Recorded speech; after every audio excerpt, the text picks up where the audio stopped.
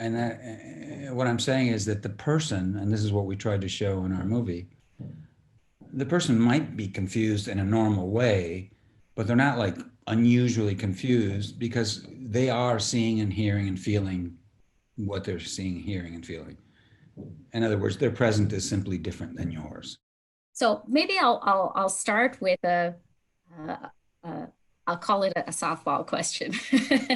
It was clearly very important to you to tell this story, but could you tell us why you chose the perspective that you did for this particular story? You don't know what Grandma Gwen said, Grandpa? Did you forget because you're too old? We weren't there.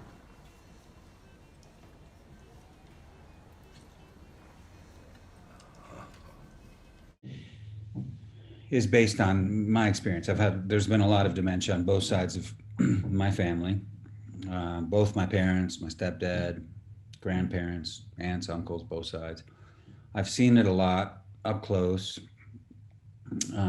First when I was a teenager with, a grandparent and another one.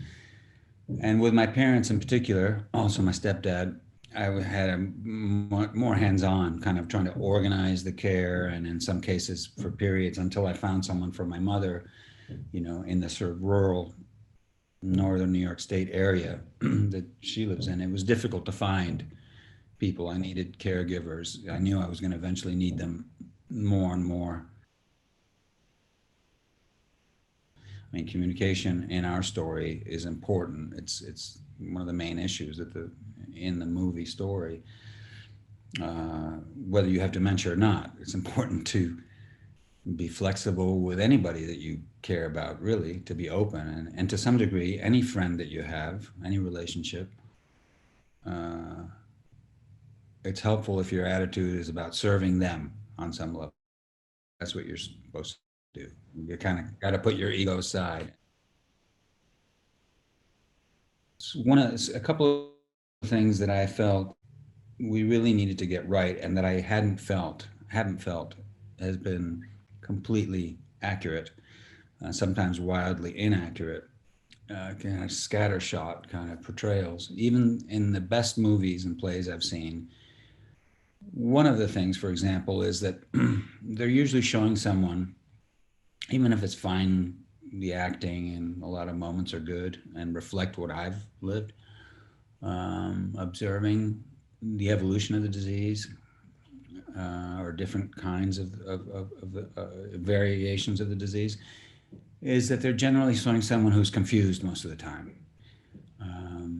And when they try, they venture to show the point of view of that person, how they see and feel and hear things.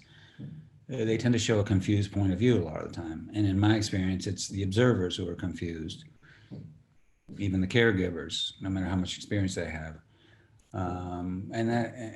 What I'm saying is that the person, and this is what we tried to show in our movie, the person might be confused in a normal way, but they're not like unusually confused because they are seeing and hearing and feeling what they're seeing, hearing, and feeling. In other words, their present is simply different than yours. And they're not really terribly confused or unusually confused unless you correct them. And this is one of the mistakes that people make a lot, I find. You went swimming, Daddy. Hell no. You got your toes wet, though, didn't you?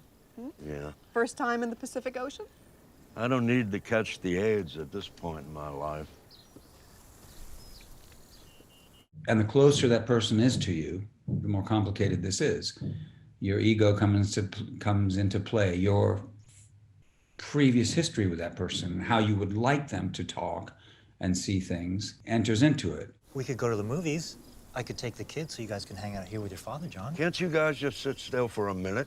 You'd think the world was ending. How was your trip out here, Daddy? I heard there was a lot of snow in Chicago. Chicago? I don't live in Chicago. The connection was pretty tight, but they held the plane for some people coming in from Atlanta. We're glad you made it. We've missed you, Daddy. I'm sorry we couldn't get to the farm for Christmas. Nah, Christmas is meaningless anymore. It's all jingle and no bells. All jingle and no bells. That's wonderful. Not sure what it means, but it's genius.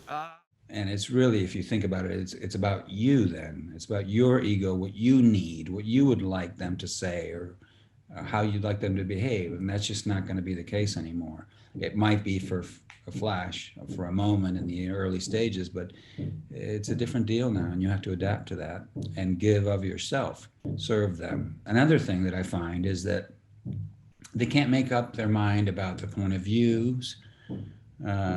of view, and they can't make up their mind. Are we in the initial stages? Are we in the middle stages? Are we at the end stages? And so this leads to some misconceptions of what the disease actually is, and then the confusion aspect and that. So that's something that we tried to get right, just out of respect for what I've experienced, to be accurate, and to also try to understand that person